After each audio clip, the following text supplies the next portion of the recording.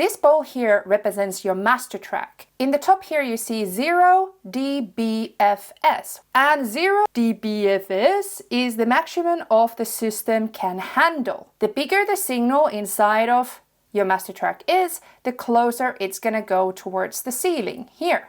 The cats here represents the signal. So we have here a relatively healthy synth cat, but also we have a tiny little signal here. So if the signal is too quiet and you're gonna raise the level of it later, it's gonna cause some noise. So when we are recording sounds, we wanna try to keep the signal between -6 and -12 to keep it nice and healthy. So now what's happened is that you see 3 different cats. We have a synth cat, vocal cat, and drum cat, and they all thought that if it fits, it sits.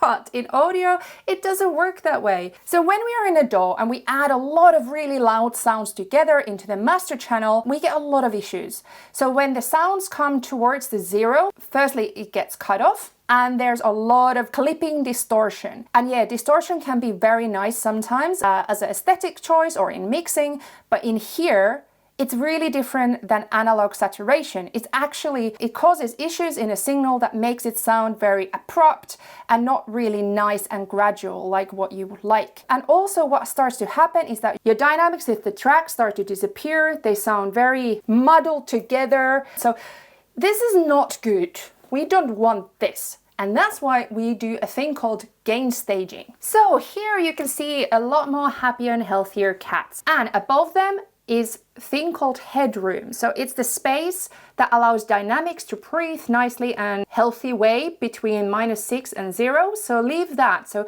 you don't aim to make a loud mix, you make a loud master. Okay, let's have a look in Ableton Live. How does it look when we have a full track that has a lot of components? How do we actually gain stage? Gain staging always starts, you have audio signal coming, example of synths, from voice, synths, and so on. So we need to make sure that that track is all good and not bad. So let's get example here at track, and you can see that my voice is now coming here. And if we burn it, we don't want that to happen. So make sure that all your signals are nice and healthy around where this is now. So you can see -6, -12, 18. So the signal is below there, but it's also not super quiet over here. Another thing is virtual instruments. So if you add a lot of different oscillators, effects, and so on, all that adds gain. So we want to make sure that that is also controlled with the output. So each device can add a lot of gain. Example, dynamic processor especially. So example, this track, we have first an instrument, and then we have a fader between it, and we always read it from left to right. So let's listen to this one.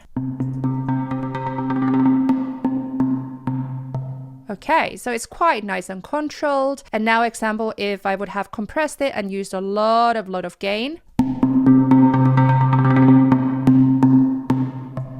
the signal is healthy on its compressor's left side, but it's not healthy on the compressor's right side.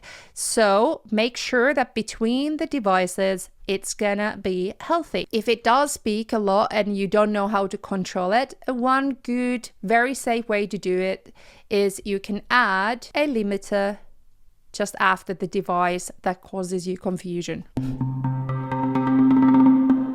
You can see that there's nothing going over that 0 because you have a limiter there. Okay, final stage that we're gonna do with gain staging is doing the faders. So some people add limiter to every single track and then set that into -6 already. I don't like doing that. So what I like doing is that I want to take all the tracks to 0, and I'm going to start just bringing everything around -12.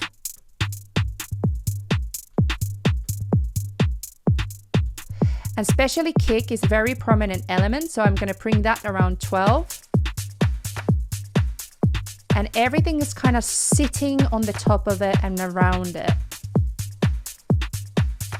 I just bring one by one everything in, so that in the end, we have a very dynamic looking mix going on. And the most important thing is, what is the result in the end?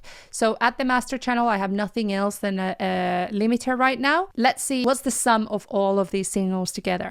Wrap me in light, hold me closer tonight. Pretty good. Now there's a plenty of space to master this, make it louder, bigger, all that. Hey, if you want to learn more, check out my all Ableton Live and Push courses from my website. Thank you so much for being here. Subscribe and come back again. Bye.